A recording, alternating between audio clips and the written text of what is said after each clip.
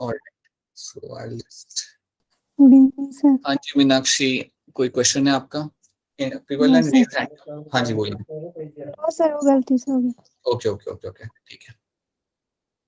Good evening Jyoti Bhardwaj. All right, ठीक है। So I will be starting the screen share and hi good evening Hina. Just wait a minute.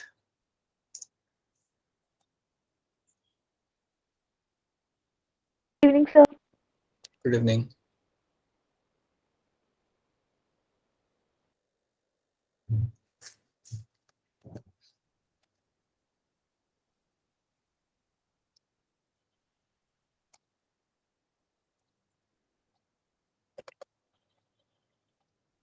All right, now I guess you can see the black screen. आपको यहाँ पे black screen दिख रही होगी.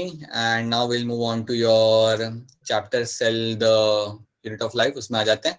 And let's have a look कि हमने यहाँ पे कल क्या लिखा था. And let's go beyond that quickly. ठीक है. So in the last class what we have seen, हमने आखिरी क्लास में हमारा जो चैप्टर नया चालू किया था cell the unit of life, उसमें हमने देखा था कि यार बेसिक हिस्ट्री क्या है इन सेल्स की. We have seen that. तो पहले हमने बात कर रहे हैं यहाँ पे something about Robert Hooke. So Robert Hooke जो हमारे इंडिविजुअल थे, इन्होंने सबसे पहले हमारा सेल डिस्कवर्ड किया था. और जो सेल इन्होंने यहाँ पे डिस्कवर्ड किया था वो आपके थे डेड सेल्स, वो बेसिकली आपके कॉर्क सेल थे. और जब उन्होंने कॉर्क सेल को देखा उसके बाद उन्होंने एक बुक लिखी and that book was called as your Micrographia. ठीक है, हाँ जी. और जब उन्होंने इन सेल्स को देखा तो उन्होंने बोला कि यार इसमें तो कई सारे कंपार्टमेंट्स हैं और जो काफी हद तक हनीकोम के लाइक हनीकोम जैसे सिमिलर है. तो उन्होंने उन्हें एक नाम दिया सेल्यूले. उन्होंने ये नाम दिया और वही नाम हमने मॉडिफाई करके हम उसे सेल की तरह बुलाते हैं. तो ये देखा था रॉबर्ट हुक ने. रॉबर्ट हुक को लगा था कि यार ये जो सेल्स हैं, ये जो स्ट्रक्चर है, इनका काम होता होगा, हाय मनोज गुड इवनिंग, इनका काम होता होगा पानी को कंडक्ट करना. ऐसा इन्होंने सोचा, बट एक्चुअली वैसा कुछ था नहीं. They were dead cells. Anton von, या it's going to be Anton, या एंटोन वॉन लीवनहुक ने फिर बाद में ऑब्जर्व किए थे लिविंग सेल्स. सबसे पहले लिविंग सेल्स इन्होंने ही ऑब्जर्व किए थे और किसी ने नहीं किए थे. इन्होंने ऑब्जर्व किया था स्पर्म सेल को, बैक्टीरिया को, प्रोटोजोआ को, आरबीसी को, और भी कई सारे टाइप्स के सेल्स को इन्होंने ऑब्जर्व किया था. इनकी ऑब्जर्वेशन इसलिए भी हो पाई थी क्योंकि याद रखना टाइम के साथ साथ आपके माइक्रोस्कोप का एडवांसमेंट हो रहा था. आपके जो माइक्रोस्कोप थे उनके अंदर आपको एडवांसमेंट होते हुए यहाँ पे दिख रहा था. इसलिए एंटोन वॉन लीवनहॉक यहाँ पे आपका डिस्कवरी कर पाए थे. So that is also one thing you have to remember कि इन्होंने क्या किया था और ये क्यों ये कर पाए थे. उसके बाद we have this Robert Brown. Robert Brown जाने जाते हैं उनके न्यूक्लियस को ऑब्जर्व करने के लिए. So they were the one who for the first time observe the nucleus and into the orchid plant के रूट्स के अंदर, that too in the plants, that those were my orchid plants and in their roots.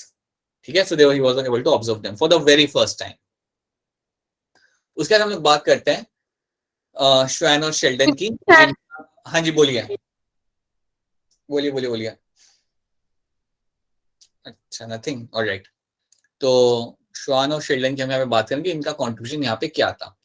तो अभी हम यहाँ पे देखेंगे कि आपके जो श्वान थे वो एक्चुअली में जूलॉजिस्ट थे और जो शेल्डन थे वो आपके थे यहाँ पे botanist.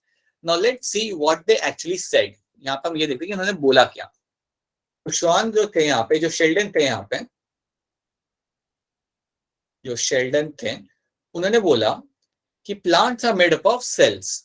He was a botanist, तो लाजमी है कि उन्होंने प्लांट्स में ही स्टडी की होगी या प्लांट्स भी वो लोग स्टडी करते होंगे. So he said plants are, जी good evening Priya, plants are made up of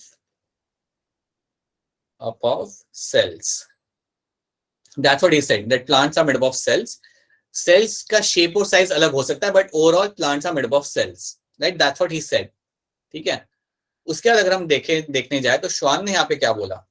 श्वान was someone who was studying animal cells और animal tissue पे पढ़ रहे थे. He was a zoologist. So while studying the animal tissues, while studying animal tissues,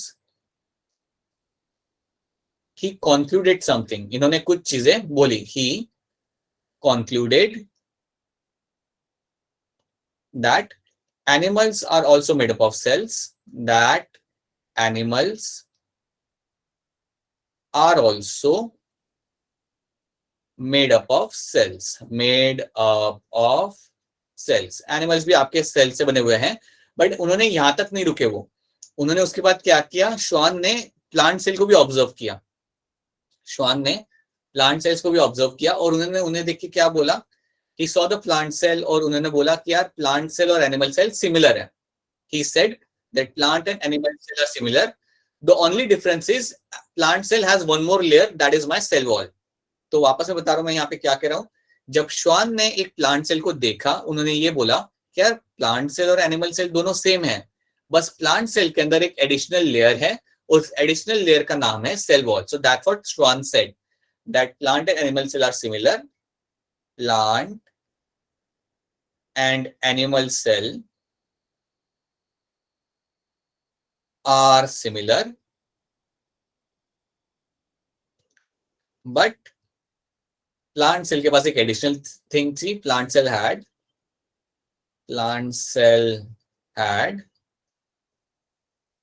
additional layer जो थी आपकी cell wall. तो ये उन्हें फर्क दिखा, बाकी तो उन्हें बोला कि यार ये तो सेम ही है, राइट। अब बात ये हुई कि इन दोनों ने कोलैबोरेट किया, तो इन दोनों ने स्टडी किया, एक ने प्लांट्स में ज्यादा स्टडी किया, एक ने एनिमल्स में किया, और उसका ये लोग कोलैबोरेट किया, इन लोगों ने साथ में मिल के आए, and they decided to write a book, और they decided to give you the theory, and that theory was known as your cell theory. So दोनों साथ में आए और इन्होंने मिलके दी आपको cell theory, which was given in the year 1839। तो 1839 के अंदर इन दोनों ने मिलके, दिस टू साइंटिस्ट, इन दोनों ने मिलके हमें दी यहाँ पे सेल थ्योरी। तो सेल थ्योरी जो आपको मिली थी यहाँ पे बाय दिस टू इंडिविजुअल्स, वो आपको मिली थी 1839 के अंदर, उन्होंने सेल थ्योरी दी थी। अब क्वेश्चन ये है कि यार ये सेल थ्योरी है क्या। बेसिकली उन्होंने क्या बोला कि जो भी उन्होंने ऑब्जर्व किया, जो भी उन्होंने प्लांट और एनिमल सेल में ऑब्जर्व किया, उस इंफॉर्मेशन को उन्होंने सेल थ्योरी में डाल दिया। एक चीज आपको यहाँ पे याद रखनी है कि शॉन और शेल्डन कभी भी ये नहीं जान पाए कि सेल बनते कैसे हैं। तो उनके सेल थ्योरी में कुछ पॉइंट्स थे, बट कई सारे पॉइंट्स एब्सेंट थे, जैसे कि आपके सेल बनते कैसे हैं, या वायरस सेल है या नहीं है। So all those things are not there in there cell theory. ये चीज याद रखना कि ये लोग सेल थ्योरी तो इन्होंने दे दी थी, बट इन्हें अभी भी पता नहीं था कि सेल्स एक्चुअली में बनते कैसे हैं। तो यहाँ पे आप ये कुछ पॉइंट्स को देखो, some of the key points of cell theory were all organisms are made up of one or more cells and their product। एक ये पॉइंट था। एक पॉइंट ये था, cells are structural and functional unit of organism, ये हम भी जानते हैं अभी तो।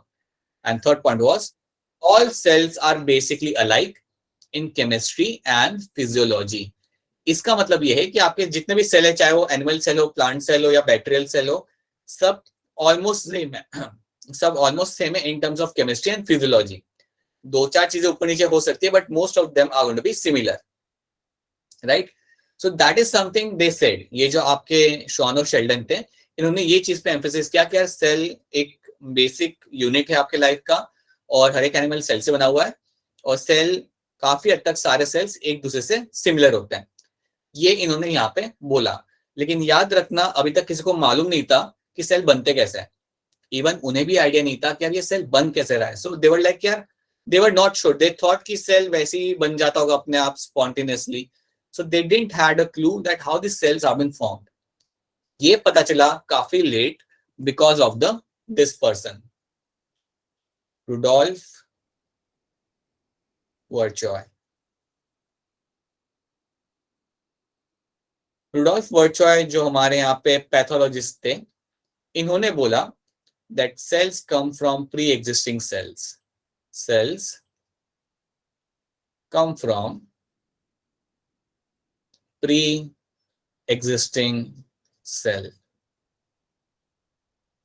हाँ जी, कौन है जो काफी लेट आया है, पता नहीं, ठीक है। तो सेल्स जो आपके होते हैं वो आपके पुराने सेल्स में से ही आते हैं, ये बोला था आपका रुडोल्फ वर्चॉय ने। तो अगर ये आपका यहाँ पे सेल है, राइट, अगर ये आपका सेल है, तो इसमें से ही एक नया सेल बनेगा और कहीं से नहीं आएगा, वो पुराने सेल में से ही आएगा।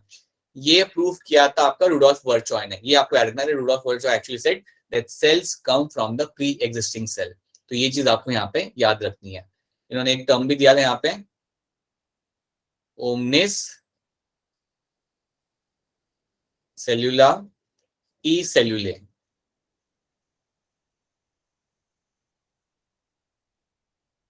right? This is something. Omnis cellula e cellula is something which was said by your Rudolf Virchow. इन्होंने ये टर्म दिया था which जिसका मतलब ये होता है that cells come from a pre-existing cell. Cells come from pre-existing cell. ये बोला था आपके रुडोल्फ वर्चॉय ने in your like in his theories. तो ये यहाँ पे क्लियर हो गया कि अल्टीमेटली सेल्स आपके सेल्स में से आ रहे हैं.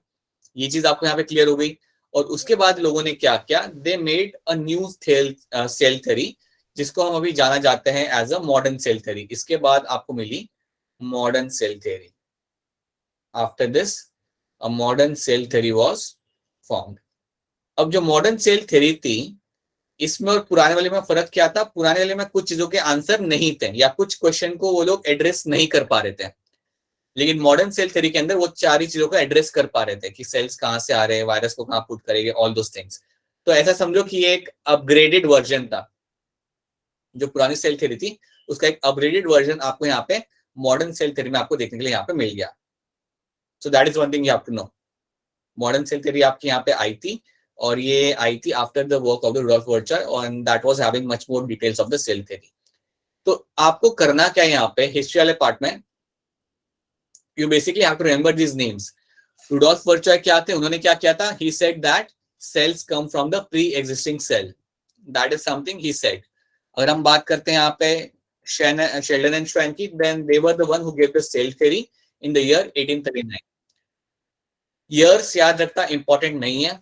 सेल थ्योरी का ईयर था इसलिए मैंने आपको बता दिया. उसके अलावा आपकी इनकी जो डिस्कवरी थी उनकी ईयर्स याद रखना इंपॉर्टेंट नहीं रहेगा. बस याद रखना कौन से सीक्वेंस में क्या चीजें हुई.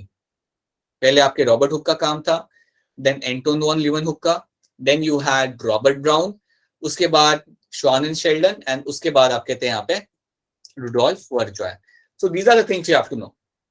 इतना आपको याद रखना और कुछ इसके अलावा आपको याद नहीं रखना इन टर्म्स ऑफ हिस्ट्री. देखिए अगर आप हिस्ट्री पढ़ेंगे ना तो उसमें आपको और भी ज्यादा नाम मिलेंगे और भी ज्यादा आपको डेट्स मिलेंगी. आपको सब याद नहीं रखना, आपको इन नाम को याद रखना है in terms of your NEET examination. ठीक है, so these are things you have to know. After this अभी हम लोग क्या करेंगे, shape and size of the cell is something you can have a look at later कि इसमें क्या होता है. We know that cell has a different kind of shape and size, so we will see that later. अभी हम लोग directly jump करेंगे on to your prokaryotic cell. Let's jump on to the prokaryotic cell और ये होता क्या है. So we'll see that. Alright, so हम लोग यहाँ पे क्या करेंगे, first of all let's take example लेते हैं और एग्जांपल के थ्रू इसको हम समझते हैं. ठीक है, तो जब मैं बात करता हूँ एक प्रोकैरियोटिक सेल की, सबसे बढ़िया एग्जांपल जो मेरे दिमाग में आ रहा है वो मेरा होगा बैक्टीरिया.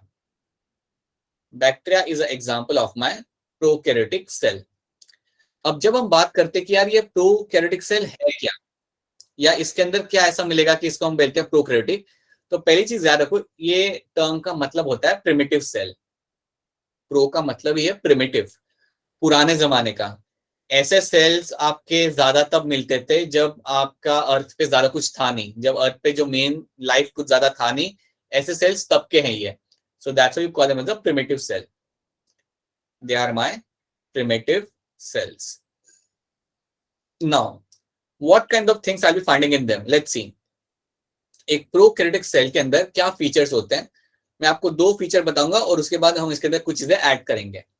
एक पहला फीचर यहाँ पे ये है, न्यूक्लियस इज एब्सेंट. हमारा जो प्रोकैरियोटिक सेल है उसके अंदर न्यूक्लियस एब्सेंट रहेगा. You will have nucleus is always going to be absent. तो न्यूक्लियस इसके अंदर आपको मिलने से रहा. So that is something you won't find. That's one thing. याद रखना कोई भी बैक्टीरिया उठा लो, किसी के अंदर भी आपको न्यूक्लियस देखने के लिए आपको नहीं मिलेगा. That's one thing. Second thing, membrane bound organelles are absent. Membrane bound organelles are absent. इसका मतलब क्या होता है, इसका मतलब होता है कि mitochondria, Golgi apparatus, endoplasmic reticulum ये सब उसके अंदर एब्सेंट रहेगा. ये सब उसके अंदर नहीं मिलेगा आपको. तो याद रखना all those things. I'll give you the example over here. Example like mitochondria, chloroplast, ये सारी चीजें इसके अंदर रहेंगी absent. They are just two examples, but बाकी भी लाइसोसोम्स ले लो आप, वैक्यूल्स ले लो आप, या आप ले लो ER ले लो, all those things will not be seen in the prokaryotic cell. तो अगर मैं आपके हाथ में कभी देता हूं, अगर आपको लैब वाले देते हैं आपके हाथ में कोई बैक्टीरिया, तो आपको याद रखना है दो चीज, कि न्यूक्लियस तो उसके अंदर है नहीं, पहली चीज। दूसरी चीज, इसके अंदर कोई मेजर ऑर्गेनिज्म मुझे यहाँ पे मिलेंगे नहीं। So these are the two things you have to very clearly know about, कि इसमें ये दो चीजें तो मुझे मिलने वाली है नहीं। सो और ये दो चीजें काफी कॉमनली और काफी अच्छे से आपको मिलती है in the eukaryotic cell, right. So that is something you have to, that's the first thing you have to know कि यार ये चीजें मुझे इसके अंदर नहीं मिलेंगी। अब हम क्या करेंगे, we'll try to understand कि यार बैक्टीरिया में फिर है क्या, right. So using a bacteria as example, हम लोग यहाँ पे उसके ऑर्गेनेल्स को समझेंगे, उसके स्ट्रक्चर को हम समझेंगे, उसके अंदर क्या क्या मिलता है क्या नहीं मिलता, उसको हम यहाँ पे देखेंगे। ठीक है, यहाँ तक सबको समझ आ रहा है? यहाँ तक आपको समझ आ रहा है यहाँ पे क्या हो रहा है? क्वेश्चन आता है ना तो बीच में इंटरप्ट करके पूछ लिया करो। अगर लग रहा है कि सर ये रिपीट करना है तो बीच में इंटरप्ट करके पूछ लिया करो, मेरे पूछने का वेट मत किया करो, right. So just repeat yourself or just tell me to repeat certain things, or else just ask your question directly interrupt करके, ठीक है। So this is something you get to see now.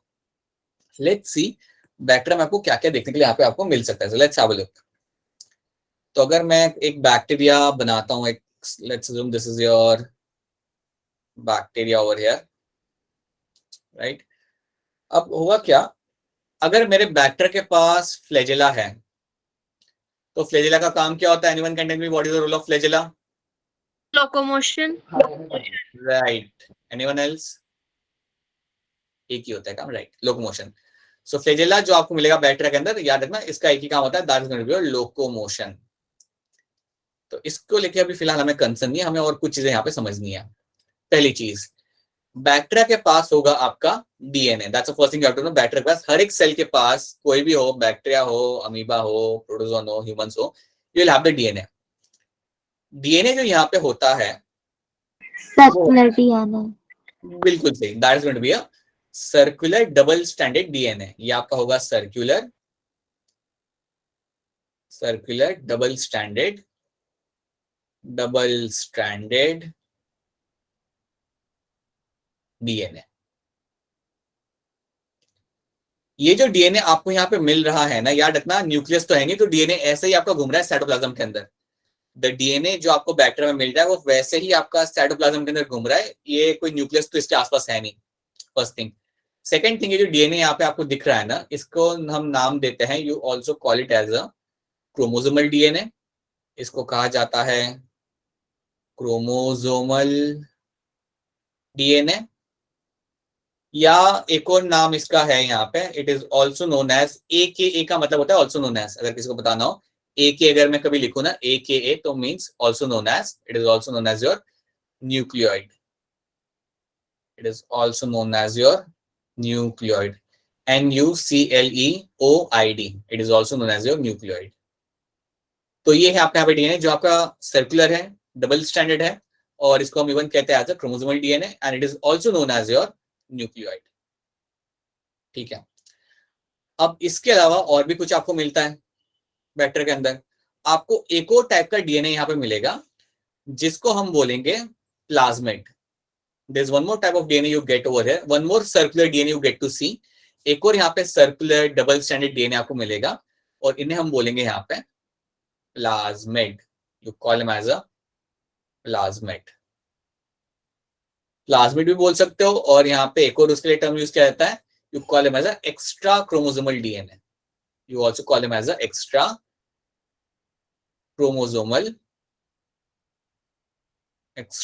chromosomal DNA भी इनको कहा जाता है। तो आपको यहाँ पे प्लाज्मिड आपको दिख रहा है, यहाँ पे आपको आपका सर्कुलर डीएनए यहाँ पे आपको दिख रहा है। अब पहले चीज मैं आपको बताना चाहूंगा कि इन दोनों में से ज्यादा इंपॉर्टेंट या ज्यादा मेन होता है आपका क्रोमोसोमल डीएनए। ठीक है, तो ये वाला जो आपका यहाँ पे है, दिस वन, ये वाला जो आपका यहाँ पे है, एक बार पीछे से रिपीट कर दो। हाँ जी हाँ जी हाँ जी हाँ जी। तो देखो, बैक्टीरिया है आपके पास, बैक्टीरिया के पास है डीएनए, जो डीएनए बैक्टीरिया के पास आपको मिलेगा उसे हम बोलेंगे circular double standard DNA. Circular double standard DNA आपको मिलेगा बैक्टीरिया के पास। ये जो डीएनए, जो ग्रीन कलर का डीएनए आपके पास है, इसको हम कहते हैं हमारा chromosomal DNA, right. It is also known as your nucleoid, इसको आप न्यूक्लियोइड भी बोल सकते हो। ये जो ग्रीन वाला जो डीएनए आपको यहाँ पे दिख रहा है, ये बड़ा इंपॉर्टेंट है, ये बैक्टीरिया के लिए बड़ा इंपॉर्टेंट है, ये बहुत सारे रोल प्ले करता है। और उसके अलावा आपको एक और डीएनए यहाँ पे मिल रहा है जो गोल गोल है, बिल्कुल गोल गोल है यहाँ पे, वो है आपका प्लाज्मिड। प्लाज्मिड को हम इवन कहते हैं यहाँ पे extra chromosomal DNA, right. Plasmid को हम इवन कहते हैं हमारे यहाँ पे एक्स्ट्रा क्रोमोसोमल डीएनए। अब एक चीज याद रखना कि इन दोनों में से ज्यादा इंपॉर्टेंट जो रहता है या ज्यादा काम का जो रहता है बैक्टीरिया के लिए, वो होता है आपका क्रोमोसोमल डीएनए, ग्रीन वाला। द क्रोमोसोमल डीएनए और nucleoid is going to be much more important to the bacteria compare to the plasmid. एक तो ये चीज पहले याद रखो। दूसरी चीज आप ये सुन लो कि आपका जो प्लाज्मिड है और ये जो क्रोमोसोमल डीएनए है, ये दोनों इंडिपेंडेंट है। मतलब प्लाज्मिड को जब दिल करेगा वो डिवाइड करेगा, और वो डिपेंडेंट नहीं है इसके ऊपर, ठीक है। So plasmid and this both of them are independent from each other. ऐसा नहीं है कि वो डिवाइड कर रहा है तो इसे भी करना पड़ेगा, तो ये चीज याद रखना, ऐसा नहीं होगा, दोनों बिल्कुल इंडिपेंडेंट है यहाँ पे।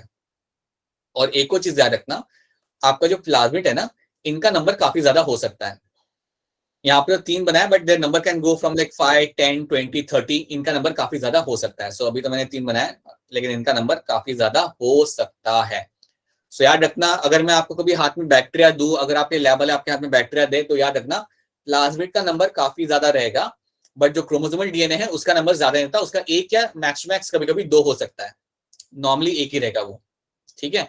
सो याद रखना plasmid can be a good in number, they can be like 10 to 15 भी कई बार आपको मिल जाते हैं प्लाज्मिड। अब ये सब तो ठीक है यार, ये सब तो बात है जो आपको बैक्टीरिया में मिलेगी। आप मुझे ये बताओ डीएनए करता क्या है आपके हिसाब से। जो डीएनए होता है, चाहे वो ह्यूमन का डीएनए हो या किसी और का हो, आपके हिसाब से what do think DNA has a role. So आपके हिसाब से आप मुझे बताओ कि what is DNA and what role it plays. What is DNA, role क्या होता है इसका? सर रेप्लिकेट करना। चलो वो तो कर रहा है, और उसका फायदा क्या होगा, रेप्लिकेट करने का फायदा क्या हो रहा है? जीन्स। कैरीज जीन, ठीक है, आप कह रहे हो तो genetic material. It carries the genes, ठीक है, ये मैंने लिख लिया। हाँ जी, है कोई कह रहा है कि ये है आपका जेनेटिक मटेरियल है आपका यहाँ पे। सो लेट मी, ठीक है, समवन इज सेइंग कि इट कैरी क्रोमोसोम्स। ठीक है, जेनेटिक मटेरियल है आपका। Then someone is saying it carries chromosomes. Anything else? ये बताओ ये करता क्या है? चलो बोल दिया आपने कि यार ये है आपका जेनेटिक मटेरियल, या इसके पास जीन्स होते हैं। ये जीन्स करते क्या है, क्या लगता है आपको? हैबिट्स को ट्रांसफर करते हैं। हाँ जी बोलिए। The transfer characteristics from parents to offsprings. ठीक है, ये बात भी मैं आपके लिख देता हूँ कि हाँ जी, ये आपके कर रहे हैं transfer of characters. Transfer of characters आपको यहाँ पे देखने के लिए मिल रहा है। आप लोग ये कह रहे हैं कि हाँ जी, कैरेक्टर यहाँ पे ट्रांसफर हो रहे हैं, ठीक है। और कुछ इनहेरिटेंस यहाँ पे हो रहा है, इनहेरिटेंस में हेल्प करे, वही हो गया बेटा, ट्रांसफर ऑफ कैरेक्टर इनहेरिटेंस हो गया। और कुछ तब भी आप लोग पता है सही से बताएं कि यार वो जीन कर क्या रहा है, एक्चुअली ट्रांसफर कर रहा है तो क्या कर रहा है एक्चुअली? बोलिए बोलिए। Control the function instruction Neha, right. आवाज कट रही है, आवाज कट के बेटा सिल्क है आपकी, ठीक है। किसी ने बोला है control all the functions. Neha that's also true, control करा फंक्शन को, बट कैसे कैसे? Sir reproduce. रिप्रोड्यूस तो ठीक है यार, वो तो कोई नहीं। कंट्रोल द फंक्शन, अच्छा देखो सुनो मेरी बात। अभी समझो मैं तुम्हें कंट्रोल कर रहा हूँ, लेकिन जब मैं कंट्रोल कर रहा हूँ तो मैं कुछ कर रहा हूँ ना, मैं तुम्हें डायरेक्शन दे रहा हूँ कि बेटा ऐसा मत करो, ऐसा करो, या हैंड रेस करो। So that is something I am doing to control you. तो अगर डीएनए कंट्रोल करता है पूरे सेल को, तो वो कर क्या रहा है यार, वो बना क्या रहा है? That is the question I am asking, ठीक है। अब सुनो ध्यान से, एंड दैट इज समथिंग जो भी आपको बताऊंगा आपको याद रखना है काफी लंबे टाइम के लिए। ये आपको अभी भी काम आएगा और आगे 12th में भी काम आएगा। So that is something you have to know. Instructions necessary for protein synthesis. हाँ जी, राइट। अभी हम देखते हैं कि वो करता कैसा है, ठीक है, वेरी ट्रू। अब यहाँ पे हमने करना क्या है, समझो आपके पास आपका यहाँ पे डीएनए है, आपके पास डीएनए है। पहली चीज आपका है कि डीएनए के अंदर होता है आपकी जीन्स। याद रखना DNA will have a large number of genes. DNA के अंदर होते हैं जीन्स, और इनका नंबर अगर मैं आपको बता दूं तो आपका जो डीएनए है उसके अंदर आपको मिल जाएंगे अराउंड 30,000 जीन्स आपको मिल जाएंगे। तो बहुत सारे जीन्स आपकी डीएनए में होते हैं। डीएनए का अगर मैं लेंथ बताऊंगा आपको, तो लेंथ आपका रहेगा डीएनए का, अगर आप डीएनए को बाहर निकालते हो और अगर ऐसे ओपन करने बैठते हो, अगर ओपन करते हो तो इसका लेंथ रहेगा अराउंड 2 मीटर, अराउंड 2 मीटर जितना इसका लेंथ रहता है। 2 मीटर बहुत ज्यादा होता है, 2 metre is going to be more than 6 feet. ठीक है, तो इतना लंबा डीएनए आपके सेल के न्यूक्लियस के अंदर है, सोचो, तो डीएनए का लेंथ काफी बड़ा होता है। ओके, तो DNA will have genes and will focus on that right now. आपका जो डीएनए है ये करता क्या है? डीएनए में जो आपके जीन्स होते हैं वो आपके बनाते हैं पहले mRNA, they make something known as a messenger RNA. Messenger RNA बनने के बाद उसमें से आपका बनेगा प्रोटीन। मैसेंजर आरएनए यूज करके हम लोग बनाते हैं हमारा प्रोटीन। ये जो पाथवे है इसे आप याद कर लो, इसे आप समझ लो, क्योंकि ये आपके साथ रहेगा अगले 18 महीने के लिए। For next 18 months this pathway is going to stay with you, और इसके बेसिस पे आप काफी सारी चीजें समझ पाओगे। एक और चीज मैं शायद आपको पहले भी बता चुका हूँ कि अगर आप ये चैप्टर को बड़े लाइक सही से समझ लेते हो ना, अगर आप सही से समझ लेते हो, आज से लाइक 15 दिन बाद अगर आपको याद नहीं रहेगा ना कि रॉबर्ट हुक क्या कर रहा था, it's fine for me, I won't be mad. But अगर ये वाला पार्ट अगर आप समझ लेते हो, then it will be helpful to understand many other chapters very easily. ठीक है, तो इस पर थोड़ा ध्यान देना। डीएनए से बनता है एमआरएनए, मैसेंजर आरएनए, और उसके बाद आपका बनता है यहाँ पे प्रोटीन। अब जो एमआरएनए है उसके बारे में अगर आप कुछ नहीं जानते तो कोई बात नहीं, आप बस नाम जान लो कि एमआरएनए बनता है डीएनए में से, और फिर उसमें से हम बनाते हैं प्रोटीन। ठीक है, अब मैं आपको यहाँ पे कुछ चीजें समझाता हूँ वापस में। सी, अज्यूम करो कि ये आपका डीएनए है, अज्यूम करो कि आपका पूरा डीएनए का स्ट्रेच है। ठीक है, अब यहाँ पे जो मैंने ग्रीन ग्रीन पैचेस बनाए हैं, the green patches which I have drawn over here, assume that ये वो एरिया है जहां पे है gene. These are the areas जहां पे आपको जीन मिल रहा है देखने के लिए। जो ग्रीन पैचेस मैंने यहाँ पे बनाए हैं, आई होप सबको दिख रहे होंगे। This green patches which I have made, they are going to be the, let's assume they are my gene. अब क्वेश्चन ये है कि जीन को हम डिफाइन कैसे करते हैं? मैं कह सकता हूं gene is a segment of DNA, it's a small segment of DNA. It's a small segment of DNA which makes what? Which helps in the formation of protein, which helps in the formation of protein synthesis.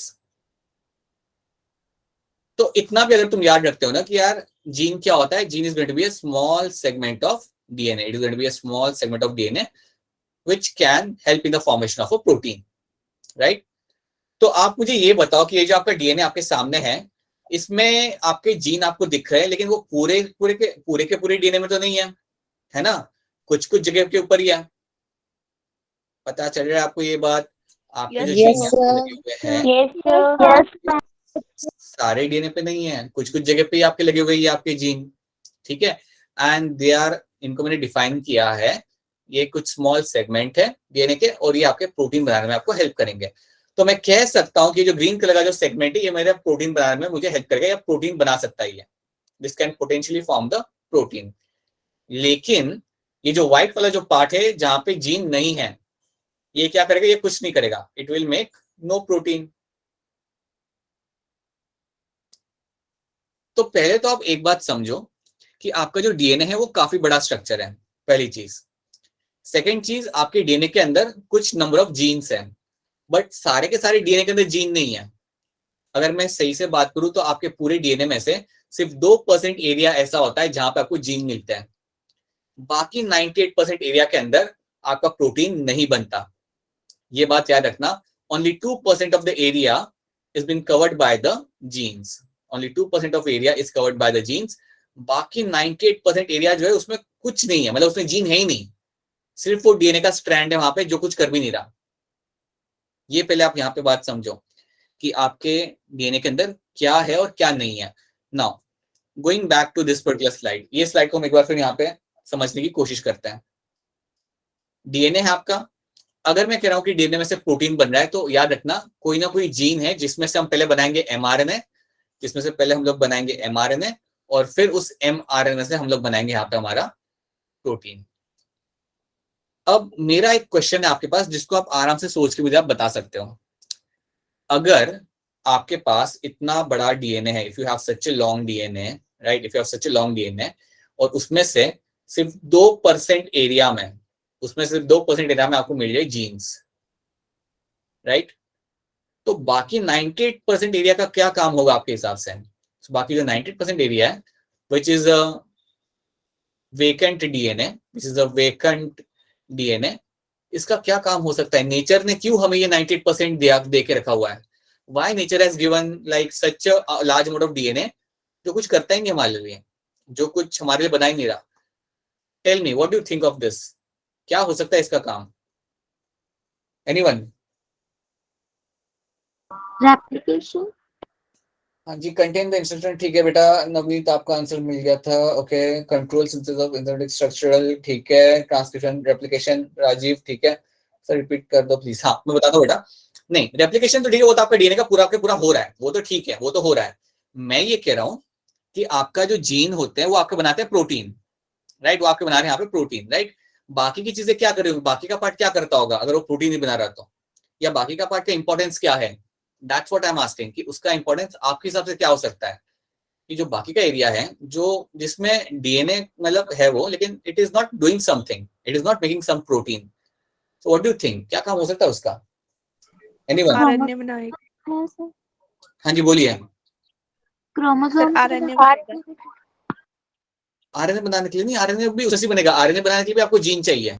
सिर्फ अगर RNA बनाना हो, tRNA, RNA, उसके लिए आपको gene चाहिए। You have a vacant area जो कुछ नहीं कर रहा, ना ही आरएनए बना रहा है वो, ना ही वो प्रोटीन बना रहा है। सर रेगुलेट करेगा हाँ, तो क्या रेगुलेट करेगा वो? आरएनए और प्रोटीन्स को। और कुछ? ठीक है, आप एक कह रहे हो, चलो मैं लिख देता हूँ यहाँ पे, रेगुलेट करता है, रेगुलेट सिंथेसिस, ठीक है। Anything else? और कुछ आप सोच सकते हो? एमआरएनए बनाता है नेहा, ओके, ठीक है। Anything else? ऑलराइट, तो ये जो क्वेश्चन जो है ना आपका, इसको आप आराम से सोचो, थोड़ा सा टाइम लेकर सोचो। इसमें मैं आपको एक दो हिंट देता हूँ बाद में। इसको आराम से like back in the mind रखो कि यार यहाँ पे क्या हो रहा होगा। अच्छा, बिफोर दैट ये चीज याद रखना, अगेन क्लास, यहाँ पे ये चीज ध्यान रखो कि जब आप प्रोटीन बना रहे हो, राइट, डीएनए में से आप बना रहे हो प्रोटीन, और याद रखना प्रोटीन बहुत ज्यादा एसेंशियल है आपके सेल के अंदर, आपके बॉडी के अंदर। जो भी अभी हो रहा है ना, जो भी आपके बॉडी में मैकेनिज्म रन कर रहे हैं, वो प्रोटीन की वजह से ही रन कर रहे हैं। बिना प्रोटीन के लाइफ एग्जिस्ट नहीं कर सकती, याद रखना। Without protein the life can not exist by no means. तो आपका protein is going to be super super super essential, और ये बनाने के लिए आपका डीएनए आपका मेन रोल प्ले करता है। मैं आपको एग्जांपल लेता हूँ। आपके आंखों का कलर, आपके स्किन का कलर, आपके हेयर का कलर, आपके हेयर का टेक्सचर, आपके स्किन का टेक्सचर, आपका मेटाबॉलिज्म, आपके एंजाइम्स, ये सारी चीजें प्रोटीन गवर्न करते हैं।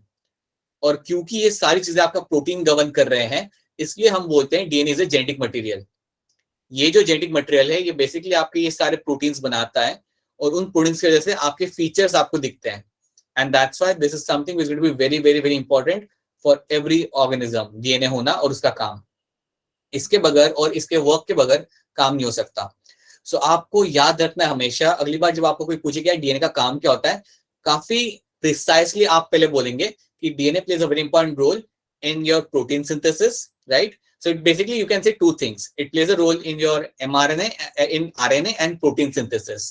अगर प्रोटीन बनाना होगा, क्योंकि हम आरएनए वाली बात को हम साइड में रखेंगे, अगर हमें प्रोटीन बनाना होगा तो पहले हम बनाएंगे mRNA, which is my messenger RNA, और उसके बाद हम लोग बनाएंगे हमारा प्रोटीन। तो ये आपको याद रखना है। और जब ये चीज होगी, जब ये यहाँ पे होगी, तो याद रखना यार, बेसिकली ये जो डीएनए में से mRNA बनेगा, ये जीन में से ही बनेगा। ये कोई ना कोई वहां पे फ्रेगमेंट होगा। फॉर एग्जांपल ये जो जीन है, यहां से पहले बनेगा मेरा एमआरएनए, और फिर उस एमआरएनए में से हम बनाएंगे यहाँ पे प्रोटीन। इस तरीके से इसने काम करना है। This is how it is going to work always. तो प्लीज याद रखो कि protein is going to be super essential, और डीएनए का मेन काम होता है हर एक वो प्रोटीन बनाना जो एसेंशियल है आपके लाइवलीहुड के लिए, राइट। प्रोटीन एंजाइम्स में होता है, हार्मोन में होता है, even antibodies are going to be made up of protein, so that is going to be super super super essential. ये चीज पहले आपको यहाँ पे याद रखनी है। Okay, after this After this, now let's understand one more thing in this. आपने ये देख लिया कि आपका डीएनए कर क्या, डीएनए बेसिकली यहाँ पे आपका करेगा कि ये आपने यहाँ पे समझ लिया. अब आपको यहाँ पे ये देखना है कि इतना वाला जो मेरा पार्ट है 2%, this is going to be essential for me. ये मेरे लिए इतना, ये मेरा जो पार्ट है इसमें तो कुछ बन नहीं रहा, तो मैं इसको यहाँ पे एक टर्म दूंगा. This is also called as my junk DNA. This is also called as your junk DNA, क्योंकि इसमें तो कुछ है नहीं, but it does have a role, even though it does not have anything, but it does have a role. अब इसके आगे बढ़ने के पहले मैं आपसे पूछना चाहूंगा कि अगर मुझे प्रोटीन बनाना है तो पहले मुझे क्या बनाना पड़ेगा सेल के अंदर? Always going to be mRNA. MRNA बनेगा पहले, और उसके बाद उसमें से क्या बनेगा? टोटल नंबर ऑफ जीन्स कितने होते हैं? More than 30,000. 30,000. 30,000 is the number of genes we'll be finding present over there, right? Always. DNA को जेनेटिक मटेरियल कहते हैं, उसमें जीन्स होते हैं, इसलिए उन्हें कहा जाता है. और ये जीन्स क्या करते हैं याद रखना. This genes are mainly known for protein synthesis and they're super essential, and that's why you call them as a genetic material. So please know this thing very clearly over here, right? और अगर मैं gene को define करूं तो आप बोलेंगे small segment of DNA. Small segment of DNA is going to be the simple definition of your gene. अब यहाँ पे किसी ने बोला it's going to be evolutionary detritus. It will have some role. Navpreet, it will have some role ensuring the chromosomal bundle. ठीक है रिया, काफी हद तक आप सही हैं, लेकिन और भी इसका एक इंपॉर्टेंट रोल है. ट्रू, ये आपका सही है आपका answer, but along with that you also have a role. हाँ, क्रोमोसोम बनाने के लिए हेल्प करता है ये जंक डीएनए. यस, क्रोमोसोम बनाने के लिए हेल्प करेगा, क्रोमोसोम बंडल बनाने के लिए हेल्प करेगा. ठीक है, ये एक बात है, बट इसके अलावा भी एक इंपॉर्टेंट चीज है जो हम देखेंगे. Alright, now let's go back to the bacteria. अच्छा, बैक्टीरिया के पास हम लोग यहाँ पे आ रहे हैं. मुझे आप ये बताओ, ये येलो और ग्रीन में से ज्यादा इंपॉर्टेंट बैक्टीरिया के लिए कौन सा डीएनए होगा? राइट, ग्रीन वाला. ग्रीन वाला जो डीएनए उसका नाम है यहाँ पे क्रोमोसोमल डीएनए. इसको इवन हम कहते हैं यहाँ पे nucleoid. It is also been called as your nucleoid, right? अब दोनों में से सर्कुलर कौन होगा? Both are circular. हाँ जी बेटा, दोनों के दोनों यहाँ पे सर्कुलर होंगे. क्लास समझ आ रहा है नहीं आ रहा है? यहाँ पे both of them are going to be circular over there. दोनों के दोनों यहाँ पे आपके सर्कुलर डीएनए ही है. प्लाज्मिड भी है आपका यहाँ पे, और आपका क्रोमोसोमल डीएनए भी आपका यहाँ पे सर्कुलर ही होगा. ठीक है, हमें यहाँ पे ये समझना है, हमें यहाँ पे समझना है ये कि यार प्लाज्मिड का रोल क्या होता है, या प्लाज्मिड का इंपॉर्टेंस क्या है बैक्टीरिया के लिए. अब आप मुझे ये बताओ कि जो क्रोमोसोमल डीएनए है, आप अब now you can tell me इसका रोल क्या होता होगा बैक्टीरिया के अंदर. बैक्टीरिया के अंदर ये क्या बनाता होगा? What this chromosomal DNA must be making in the bacteria. बेटा क्या बना रहा होगा इसके अंदर? डीएनए क्या बनाता है? डीएनए क्या बनाता है? क्या लिखा है यहाँ पे? Protein.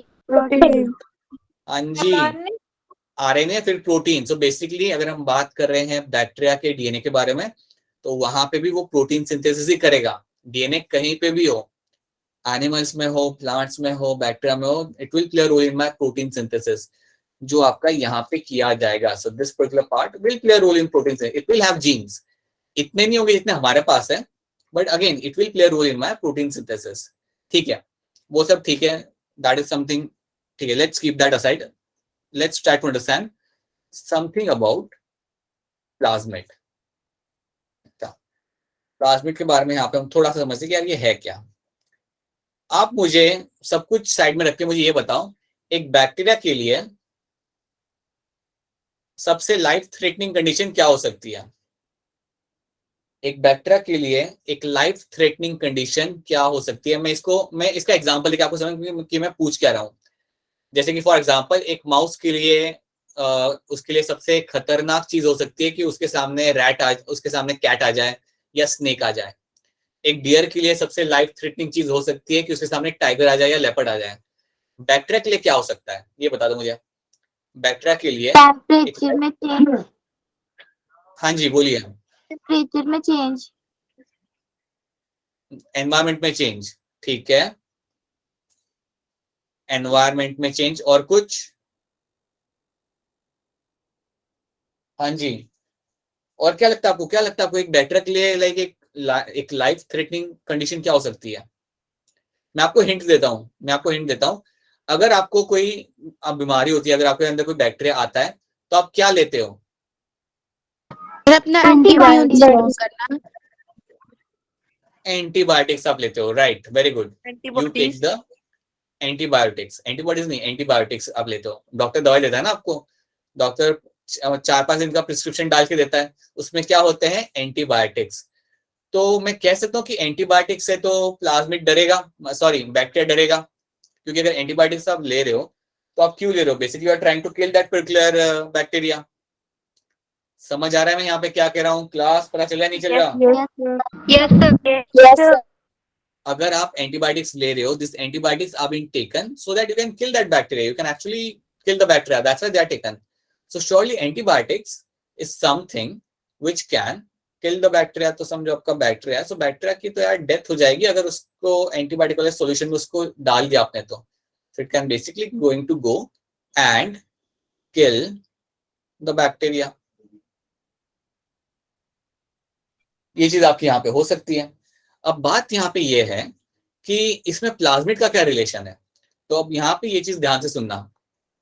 प्लाज्मिड जो आपका यहाँ पे है, इसके अंदर होते हैं कुछ जीन, ये भी आपका एक डीएनए है, तो इसके अंदर कुछ जीन होते हैं, उन जीन का नाम होता है एंटीबायोटिक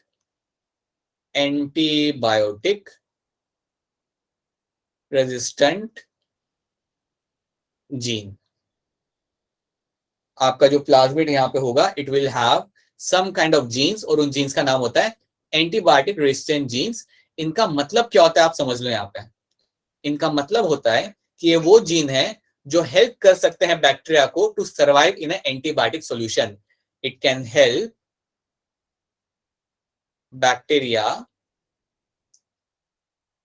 टू सर्वाइव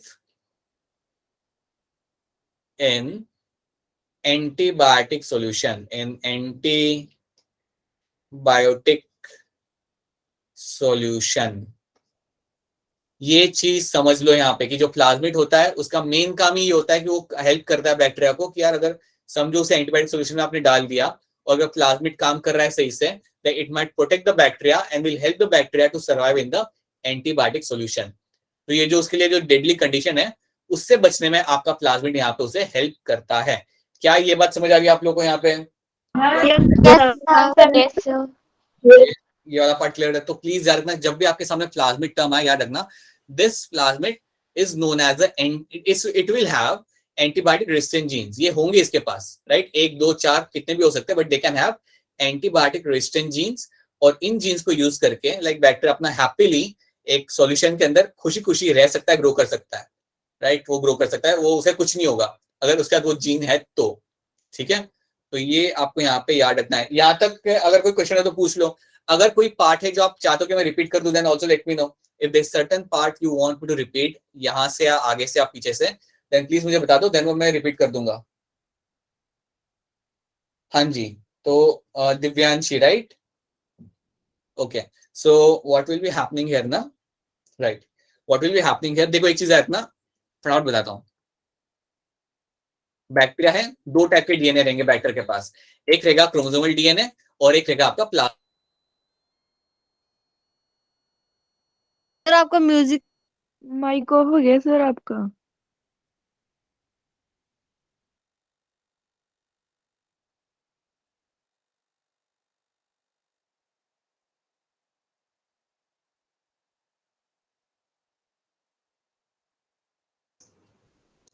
अब आवाज आ रही है मेरी?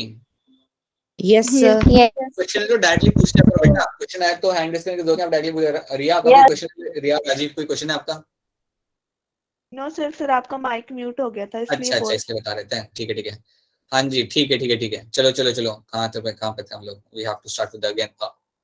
आई थिंक आपको स्क्रीन तो वैसे ही दिख रही है, सो दिख रही है, वापस आ गए हम लोग बैक्टीरिया पे। दिख रहा है बैक्टीरिया? हाँ जी, नारियल बताना, ठीक है।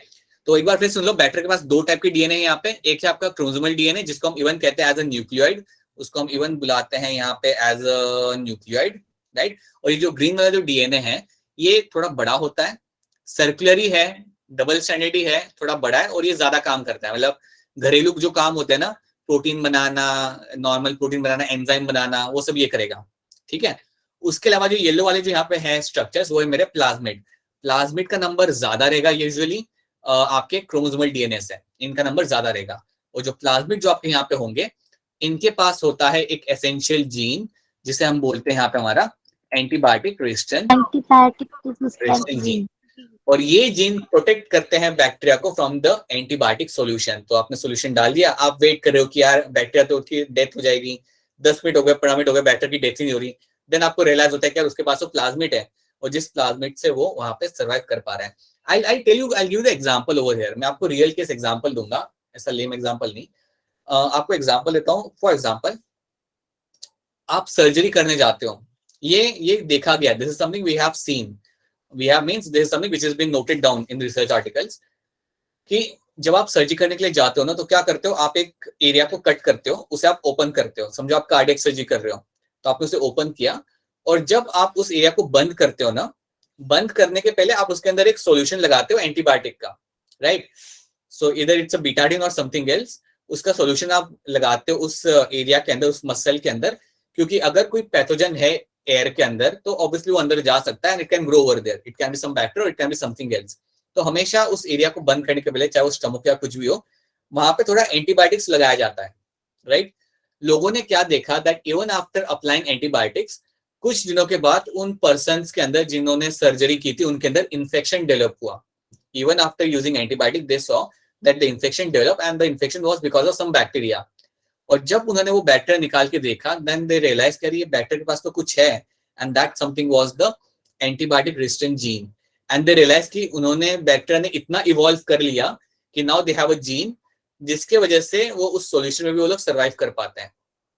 तो अब होता क्या है कि अब तो डॉक्टर्स लोग वो हो गए कि यार ये तो यूज करने के बाद भी ये लोग जिंदा रह रहे हैं। So what now doctors do, और what now like medical team generally do, they use a combination of antibiotics. They don't use a single antibiotic, they use a combination of antibiotics. तो कॉम्बिनेशन अगर आप use करते हो ना, तो bacteria समझ नहीं पाता, और बैक्टीरिया के पास वो वाला जीन नहीं होता, तो उसकी डेथ हो जाती है। तो अगर आप एक ही यूज कर रहे हो बार बार, देन वो हो जाएगा, then it will find a way to resist, it will find a way to survive. But ये लोग क्या करते हैं, they use a different combination of antibiotics all the time, और होप करते कि वो एंटीबायोटिक का तोड़ उसके पास ना हो, उसका जीन उसके पास ना हो, and that's how they are able to get rid of those particular bacteria.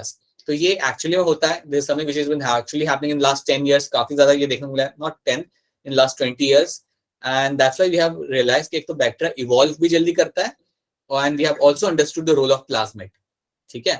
और इसका ह्यूमंस के लिए भी लाइक इसका फायदा होता है, जो हम बाद में देखेंगे। So I hope this is something clear to you. I hope plasmid सबको यहाँ पे क्लियर आ रहा है। Yes, sir. Yes, sir. plasmid यहाँ पे क्लियर आ रहा है, एंड उसके अलावा I hope it is also clear. अच्छा वेट, ओके, हाँ जी, हमने देख लिया यहाँ पे कि डीएनए करता क्या, हमने जनरली देख लिया क्या डीएनए का काम कर रहा है, डीएनए बना रहा है प्रोटीन, और आपको मैं बता चुका हूँ कि protein is going to be super essential. अब एक चीज मैं आपको यहाँ पे बताना चाहूंगा कि इसका इंपॉर्टेंस क्या होता है, बस इतना सुन लो आज, इतना सुन लो आज के लिए। ये जो 98% जो आपका वेकेंट डीएनए है, इसका फायदा क्या होता है। अगर आपके पास इतना बड़ा डीएनए है, आपका एक छोटा सा एरिया आपका कवर कर रहे जीन्स, बाकी एरिया का फायदा क्या हो सकता है वो आप समझ लो। So I use a slide over here to make you understand. somewhere over here I can, yeah, I'll use this to make you understand. इसको भी साइड में कर दो। अज्यूम करो कि जो बॉक्स है, अज्यूम करो कि एक बॉक्स है, और ये बॉक्स है आपका पूरा डीएनए। अज्यूम कर लो कि ये आपका बॉक्स है, और ये बॉक्स है आपका पूरा यहाँ पे डीएनए, और इसके अंदर एक एरिया है which is a area of all the genes. ये वो एरिया है जहां पे आपके 2% जीन आता है।